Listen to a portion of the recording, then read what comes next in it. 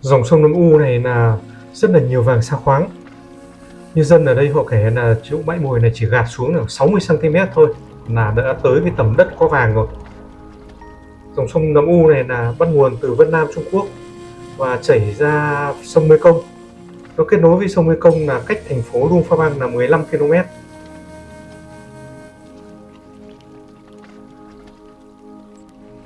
Các bạn thân mến, hôm nay Lam nào giới thiệu với các bạn về thị trường của 3 thị trấn và một thị tứ giáp với cửa khẩu Tây Trang của Điện Biên, Việt Nam. Các bạn hãy đăng ký kênh để xem tất cả những video giới thiệu về tất cả các tỉnh của quốc gia Lào. Bây giờ mời các bạn xem video.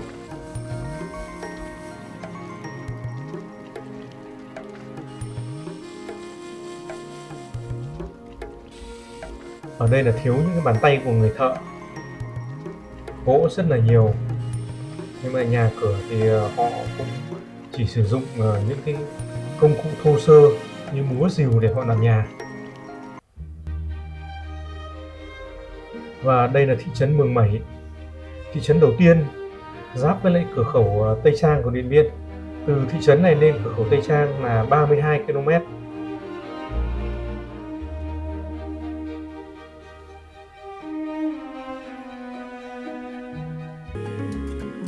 Người dân ở đây là họ thu nhập bằng những nguồn từ rừng gỗ tách và những cái rừng trồng cao su. Đất đai ở đây thì họ thừa nhiều lắm, họ cũng không làm hết được. Với ngành xây dựng ở đây thì cũng đang bắt đầu là rất là phát triển. Nhưng những cái tay nghề thợ xây ấy thì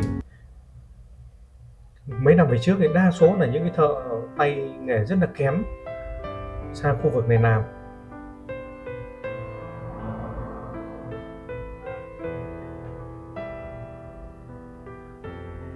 Người dân ở đây ấy, thì những cái nhà cửa thì họ không biết xây và cũng không có thợ xây, nên để về cái nguồn về vật liệu xây dựng thì cũng rất là hiếm. Nó từ những cái biển công như thế này là họ cũng không xây được. Tuy nhà rất bình thường thôi, nhưng mà nhà đa số là người ta có ô tô bán tải họ đi đấy. Những ngôi trường này là cũng có dự án để đầu tư để xây nâng cấp, nhưng hiện tại bây giờ ấy, là cũng chưa có thợ để làm. Tôi nhìn những cái bàn ghế là bên này rất là thiếu về những cái tay nghề thợ mộc. Những ngôi nhà đây là của dân, nhà như vậy thôi, nhưng mà ngay cạnh ở bản đây thì có những cánh rừng này là gỗ nạc rất là bao la và nhiều gỗ lắm.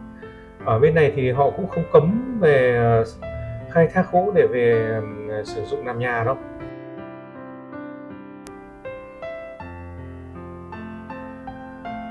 Địa phận của huyện Mường Mẩy là đến đây là hết rồi, và từ đây hết sang là địa phận của huyện Mường Khoa.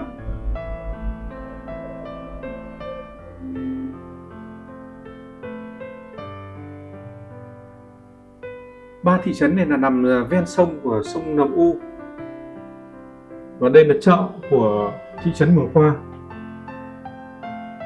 Những người Ba Toa ở đây là họ mua lợn ở trong bản về họ mổ, và những cái giá thịt lợn ở đây là họ chỉ quy định là từ 90.000 một kg trở xuống thôi. Cho nên họ dùng những cái thịt mông và thịt ba chỉ, họ cứ thái ra, thậm chí là họ trộn, họ bán kèm với nhau. Trong cái quy định của ban quản lý chợ là chỉ được bán thấp hơn giá quy định của chính quyền ở đấy thôi, chứ không được bán hơn.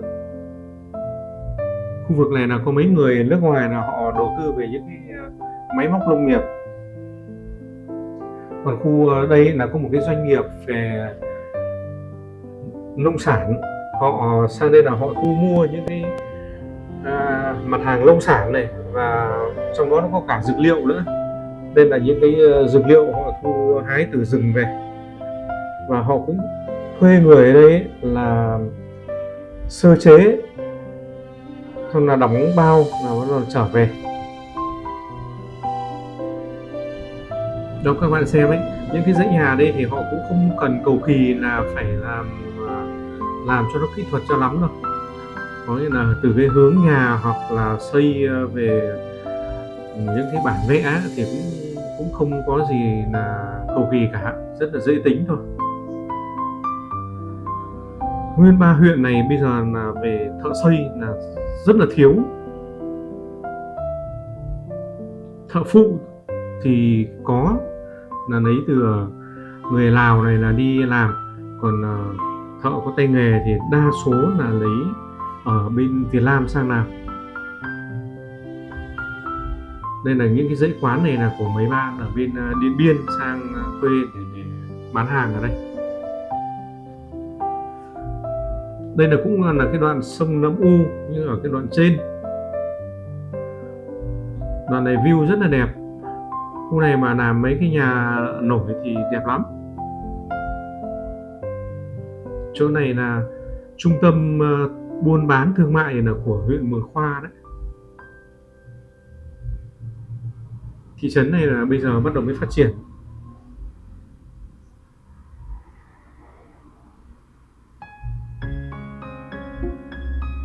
Cái mức giá thuê nhà ở đây thì nó cũng rất là rẻ. Một gian nhà đấy là cũng chỉ 1,5 triệu, 1,7 triệu một tháng thôi.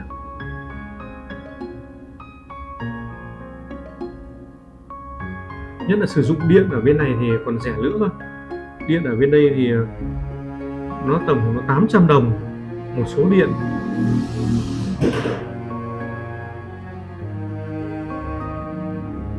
Người dân ở đây họ sống hiền lành lắm. Bởi vì quốc gia Lào này là có tới đến 66% là theo đạo Phật, cho nên là những người theo đạo Phật là họ rất là hiền. Đây mỗi một huyện thì có một cái ngôi chùa. Và ở bên Lào là không có cấp xã. Từ cấp bản thì các bản nếu mà đi theo đạo Phật đấy là mỗi một bản là sẽ có một ngôi chùa. Khi những người mà đi theo đạo Phật mà đã qua đời ấy, thì họ sẽ thiêu và họ sẽ mang tro cốt để làm những cái ngôi mộ ở bốn xung quanh chùa. Những người dân ở Mường Khoa này là họ thu nhập bằng những cái cây cao su và những cái rừng gỗ tếch, và thu nhập bằng những cái nơi trang trại ở cách bản này thường thường là cách khoảng 2 km ở phía bên trong. Còn những cái nhà ở ngoài này ấy, thì họ chỉ để ở thôi, buổi tối họ về đây họ ở thôi chứ không chăn nuôi gì ở đây cả. Vì bên này là họ vẫn dạng nuôi thả chứ không nuôi chuồng. Khu vực này gọi là khu vực quán nước. Họ đây có một cái dòng suối nên họ làm một cái dãy quán ở đấy, là thứ Bảy Chủ nhật đấy là họ bán những quán nhậu ở đây. Ở bên quốc gia Lào là hiện tại bây giờ là họ chưa cấm rượu bia. Đây là cũng hình thành có một cái nhà lổi đây, là cũng thứ Bảy Chủ nhật họ ra họ dập. Và đây là sang đất của huyện Mường La, thị trấn Mường La rồi. Chùa đây là chùa thị trấn đây.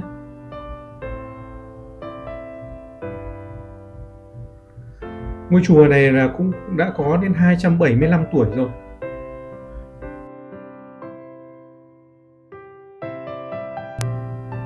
Ở bên này là họ đi theo đạo Phật Lam Tông và đạo Phật Tiểu Thừa, cho nên họ vẫn cúng đồ mặn. Lễ họ vẫn sử dụng gà và rượu sôi họ cúng. Những bạn nào mà có ý tưởng sang bên này để mở những cái quán nhậu chẳng hạn thì vô tư đây, không lo gì cả.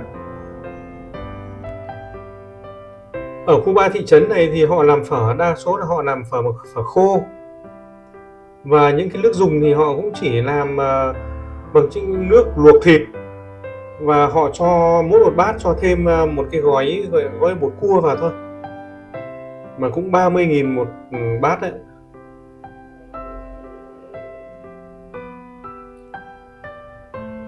Nếu đi trên đường quan sát của các hộ dân ở đây thì ai cũng đánh giá là ở đây là họ rất là nghèo, họ không có tài sản. Nhưng trên thực tế thì chỉ cách đây khoảng 2-3 km thôi là trong khu vực đấy là nhà nào cũng có một cái trang trại rộng, có nhà tới đến 20 hecta. Họ chăn nuôi này và trồng những cái cây gỗ tách, và thu nhập từ những cái vườn rừng đấy là rất là cao. Đó, các bạn nhìn xem, những cái nhà họ xây ở đây rất là bình thường thôi, nhưng nhà nào họ cũng có một cái ô tô họ đi.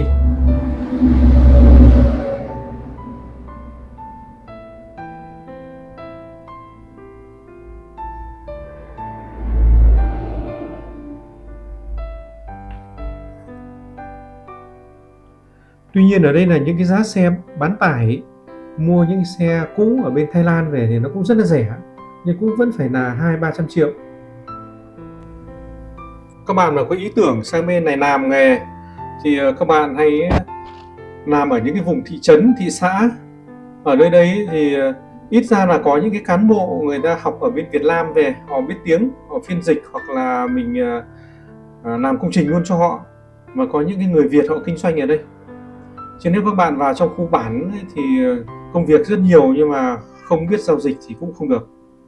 Và đây là ngã ba Lâm Nội, một đằng là rẽ phải nó đi Phong Sa Lì và đi thẳng là lên Urumqi. Phong Sa Lì cách 172 km và Urumqi là còn 64 km nữa. Và khu vực ở bên này là đồi núi rất là dốc. Nếu các bạn nào mà có ý tưởng sang làm trang trại ở khu vực này đấy, của 3 huyện này ấy, thì không nên làm. Đã dốc như thế này là dùng máy móc không làm được, mà làm thủ công sẽ không đủ ăn. Các bạn chỉ sang đây là buôn bán và làm nghề là rất là hợp lý. Nhất là mở những cái quán ăn ở bên này thì dân đây họ chi tiêu, họ cũng không có ki bo gì cả, cho nên là rất là hay. Và bây giờ video tôi cũng xin tạm dừng tại đây.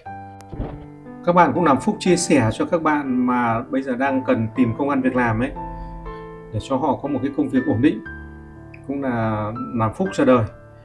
Và xin chào tạm biệt và chúc các bạn và gia đình luôn luôn gặp những điều may mắn. Xin hẹn gặp lại video lần sau.